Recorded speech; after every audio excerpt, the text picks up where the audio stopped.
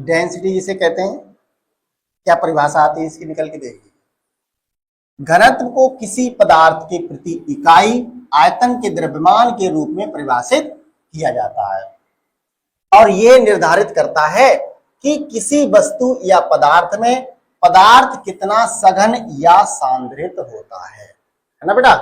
अगर हम इसके फार्मूले की बात करें तो फार्मूला क्या होता है, तो डेंसिटी यानी कि घनत्व, इसको हम रो से प्रदर्शित करते हैं। ये बेटा रो का निशान होता है और इसका जो फार्मूला है m/v के बराबर होता है ना। रो क्या होता है, डेंसिटी यानी घनत्व होता है, v क्या होता है, वॉल्यूम होता है, m क्या होता है, मास होता है। ठीक है बेटा, रो क्या होता है, पदार्थ का घनत्व, जिसे हम किलोग्राम प्रति मीटर क्यूब में नापते हैं। m क्या होता है, वस्तु या पदार्थ का द्रव्यमान होता है। v क्या होता है, पदार्थ का आयतन होता है। यूनिट्स ऑफ डेंसिटी, घनत्व की इकाइयां क्या क्या होती हैं मेरे प्यारे बच्चों। जो घनत्व की जो ऐसा इकाई होती है वो किलोग्राम प्रति मीटर क्यूब होता है ना, और इसको हम किलोग्राम प्रति घन मीटर भी कहते हैं। अगर हम व्यवहारिक उपयोग में अगर ऐसे देखें तो घनत्व को अक्सर ग्राम प्रति सेंटीमीटर क्यूब या घन सेंटीमीटर में व्यक्त किया जाता है। ठीक है बेटा।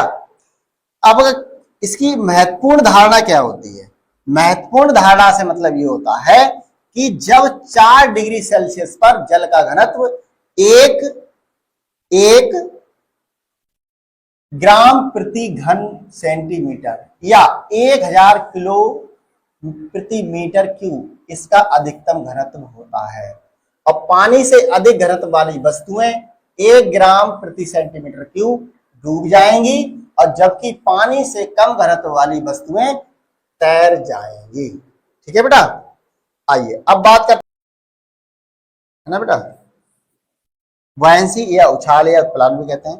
किसी द्रव या तरल गैस द्वारा उसमें रखी गई वस्तु पर लगाया गया ऊपर की ओर बल होता है, और यह बल वस्तु के भार का विरोध करता है और यह निर्धारित करता है कि वह द्रव में तैरेगी या डूबेगी।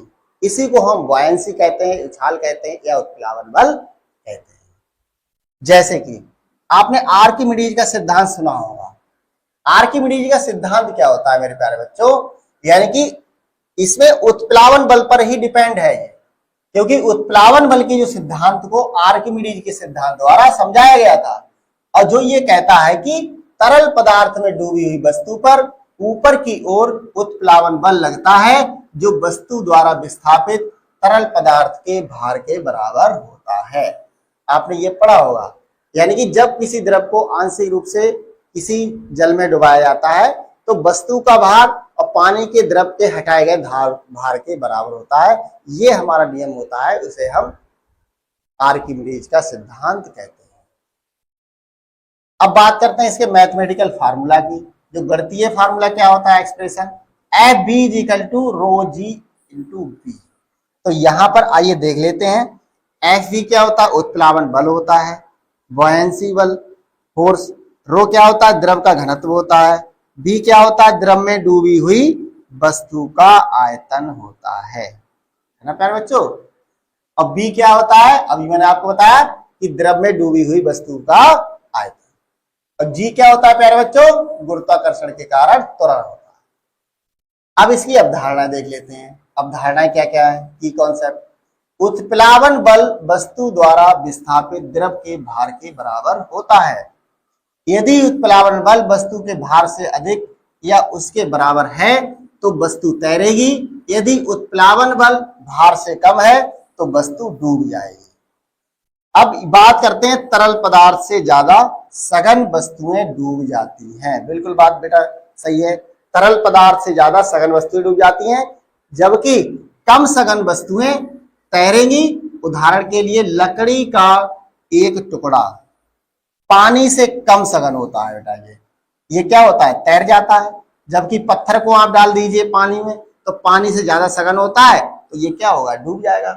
आप पानी में क्या करें, एक लकड़ी का टुकड़ा डाल दीजिए उतने ही साइज का, और उतना ही आप एक पत्थर डाल दिए तो कौन डूबेगा, कौन तैरेगा, पत्थर बेटा डूब जाएगा, और जो लकड़ी है वो तैरने लगेगा, है ना बेटा।